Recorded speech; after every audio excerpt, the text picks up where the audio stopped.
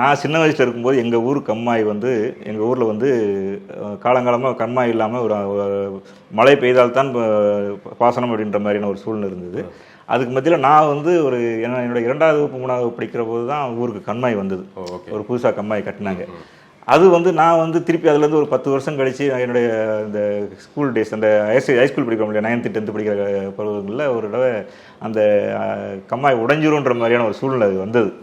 அப்போ வந்து என்ன செஞ்சாங்க அப்படின்னா, ஊரில் இருந்து எல்லாருமே வந்து இருக்கக்கூடிய சிமெண்ட் சாக்குலாம் இருக்கும் பார்த்தீங்களா, எல்லார் வீட்டில் இருக்கக்கூடிய சிமெண்ட் சாக்கு இல்லை வேறு குட்டி குட்டி சாக்குகள்லாம் இருக்கும் இல்லையா, அதுக்கெல்லாம் மணலில் நிரப்பி மணலில் தலையில் வச்சு கொண்டு போய் அதை அடுக்கணும். இவ்வளோதான் நடந்தது, இதுக்கு மேலெல்லாம் ஒன்றும் நடக்கலை. கம்மாய் உடையவும் இல்லை. பட் அந்த காட்சியை கொஞ்சம் இது எல்லா ஊர்லேயும் இந்த அனுபவங்கள் இருந்திருக்குமே, எல்லா இடங்கள்லையுமே இந்த ஒரு கம்மாய் உடைஞ்சிருச்சுன்னா ஏன் மக்கள் ஒரு பதவிதைப்புக்கு உள்ளாகுறாங்க. அப்போ கம்மாய்ங்கிறது அவங்களுடைய ஆதாரம். ஒரு சின்ன நீர்க்குட்டை தான் அது. அது பெரிய அளவிலான ஒரு மிஞ்சி போனால் எங்கள் ஊரில் வந்து 100 ஏக்கருக்கான பாசனத்துக்கான ஒரு கண்மாய் தான் அது.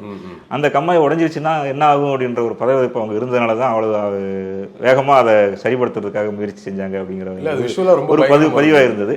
அதை நான் பதிவு செய்திருக்க விதம் எல்லாருமே பாராட்டினாங்க. நீங்கன்ட்டில் நிறைய வாசகர்கள் வந்து சார் அந்த கம்மாய் காட்சி ரொம்ப நல்லா இருந்தது அப்படின்னாங்க. கண்மாயை வந்து நீங்கள் வந்து அவ்வளவு தத்ரூபமாக வந்து அதை ஒரு குழுவாக போய் அதை எப்படியெல்லாம் அதை காப்பாற்றுறதுக்காக போராடினாங்கன்ற போராட்டம் வந்து ஒரு நிகழ்ச்சியாகவும் இருந்தது அப்படின்னாங்க.